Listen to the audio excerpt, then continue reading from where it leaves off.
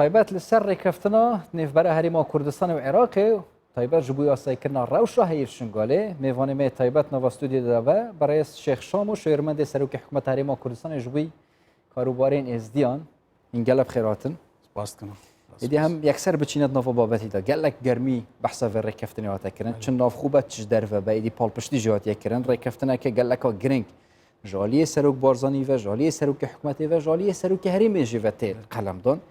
Lêya giring wergirtina axiftina Kurdên êzdî û hemû pêkhateyên nava Şengalê de taybetî jî serê wan de Kurdên êzdî ne. Ev rêkeftin di çawa xizmeta Kurdên êzdî û hemû pêkhateyan ke yani piştî ku rewş asayî dibe dê ji çi aliyekî ve xizmeta wan bike. Gelek spas xwe rêkeftin destkeftekî dîrokiyê Hikûmeta Herêma Kurdistanê ye û kilîleke çareseriya derdeseriya xelkê Şengalê ye.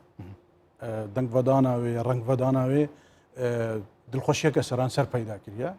Çunke eva xelkê Şengalê cînosayîd kirî, derdeseriyeke dûr û dirêj 6 sala awareyî, derbederî, koçberî, êş û janê fermanê şûn xwe vêlayî.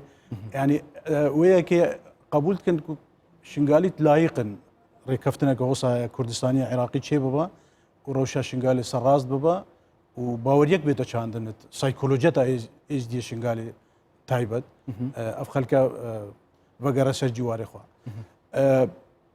Pûtebêdana her sê seroka mîne cenabê we kerem kirî, cenabê Serok Barzanî, cenabê Serokê Herêmê, cenabê Serokê Hikûmetê û pûtebêdana Serokê Hikûmeta Iraqê jî û ew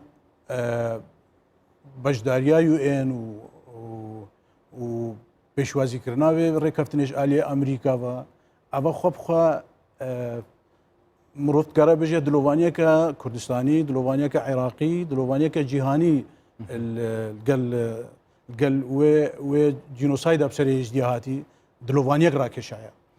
Lewma vê germiyê ev rêkeftina hate îmzakirin. Hîviya min ewa rengvedana wê pratîk ser erdê baweriyê çêke ev xelke gor wê mekanîzma rêkeftinê darêtî. Wekî tê ma je pêkirî rengvedana wê praktîk yani xizmeta wê kirdar divê bêkirin wekî yani heta hin xalên rêkeftinê ji dayekî hatiye kirin taybetî ji aliyê ewleyî ve ez behez bikim yani beşdarî pêkirina pêkhateyên Şengalê Şengaliyan nava pirêvebirina Şengalê de çawa xizmet ke yani ew baweriya yani êdî xelat hat wergirtin lê dû rab taybetî ji wekê wê ma je pêkirî beşdarîkirina praktîk de çawa be. Axir navaroka rêkeftinê li sosyal medyayê hatiye xwarê tiştekî veşartî nîne. Wisa diyara hêzkirina hêzên emniyê Şengalê û navxweya Şengalê û parastina Şengalê wê zêde bibin her ji xelkê Şengalê û Şengaliya. Belkî 2500 neferên werne çandin di nav ecîzê emniyet Şengalê de ev dê bite qewetek û baweriyek jî hem menfiat û hem jî meîşet û hem jî parastin. Bo Şengaliya xwe bixwe jî biryareke dilxweşkere. Eva wêyekê digehîne Iraq jî Kurdistan jî gel wêyekê ne Şengalî bixwe bixwe rêve bibin. Êdî ev ê hemiyê girîngtir lê di beramber da PKK dij derketiye. Bijît rêkeftineke wisa bêkirin em navda nebin ne em qebûl kîn ne jî xizmeta Şengaliya û xelkê Şengalê de ye. Ev dij derketina PKK çi radgehîne? Sed muxabin diviya PKK rêzêl vê rêkeftinê bigire.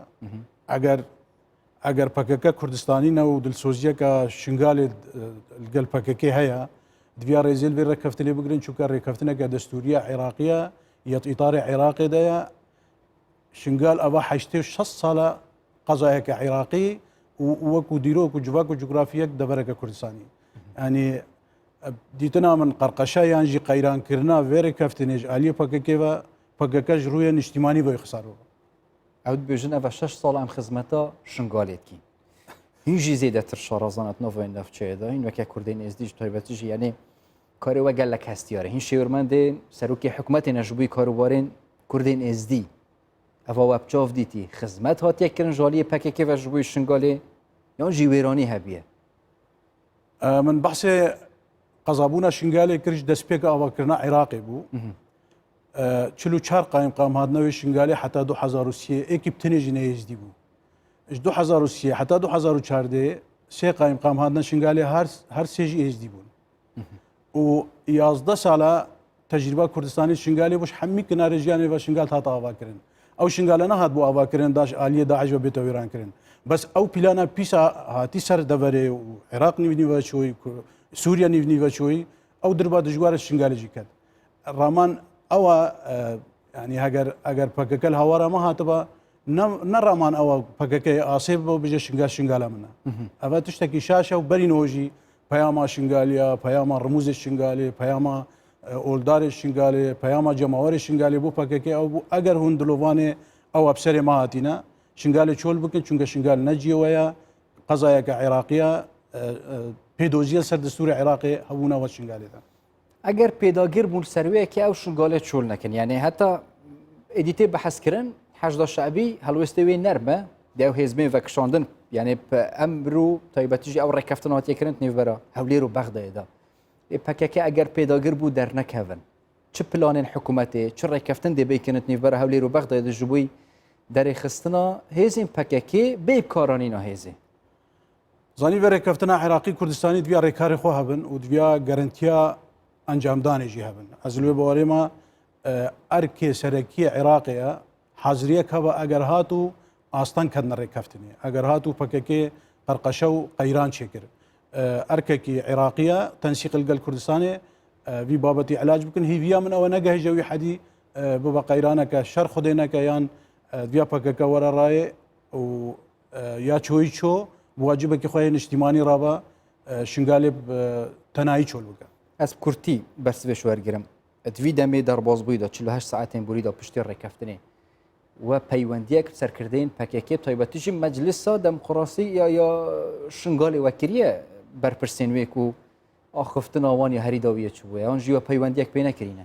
ئەگەر پەیوەندی کردبت یان نەکردبت نەڕازیبوونەکەیە بزاوە پێش خۆنیشانداناتکن سەر ئاستی شنگالێ بزاوە ڕەکشاندنە خەلکی ڕۆژاواتکن محاولەتکن جەماوەرێکی مەزن پەیداکن جادا شنگالێ ئەڤژی دیتنامە تشتێکی شاشە بیا پەکەکە وێ نەکات و ئەو خەلکێ شنگالێ ئەوێ گەل پەکەکێژی نەتیجە سیاسەتا ترساندنێ و منفعەت و معیشەتێ بەلکی هەندێک شنگالی گەل بن ئەز لێ باوەڕێمە هەندی ڕێکەفتن بکەوە کارێ هەیە جیکردنێ ئەو گروپە بەرەبەرەیە ژوو درکەون چونکە خەلکی شنگالەیە نە خەلکی پەکەکەیە بەڕێز شێخ شامۆ شێرمەندێ سەرۆکی حکوومەت هەرێما کوردستان ji بووی کاروبارên Kurdên êzdî întna stûdyo de gelmeda bûn zor spas bû هەرچاوان هەر بژی